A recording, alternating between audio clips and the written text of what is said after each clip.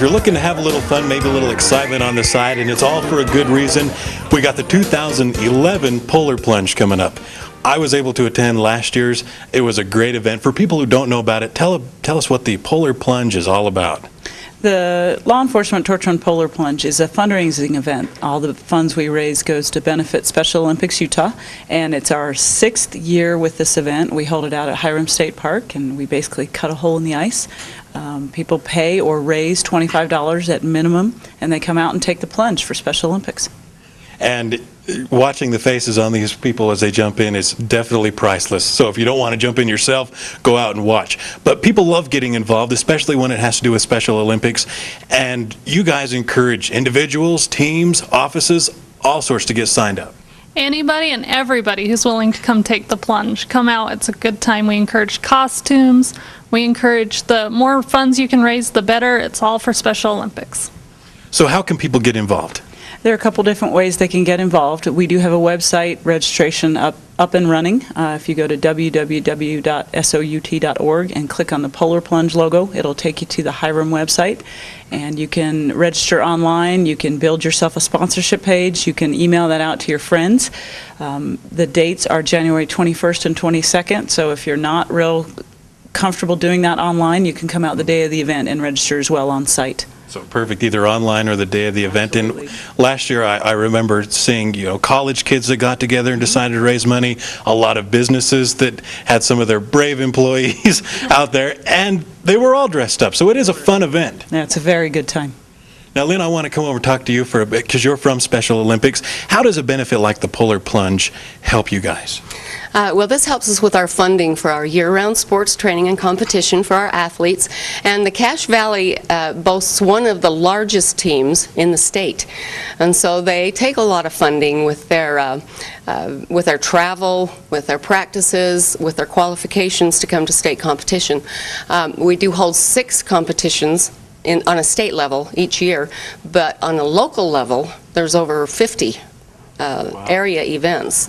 And so it does take a lot of funding. It takes a lot of money for the athletes to rent the facilities, to get their uniforms, to get their medicals, to travel to their different competitions. So this helps in that our next state competition is February 4th and 5th down in Salt Lake. So the athletes from Cache County will be coming down there to participate in bowling and volleyball. Nice. And the Law Enforcement Torch Run is our largest fundraising vehicle in Utah. So we're very appreciative of the officers here in Cache Valley and the sponsors that put on this great event up here. This is the largest Polar Plunge in the state, and it's one of 4.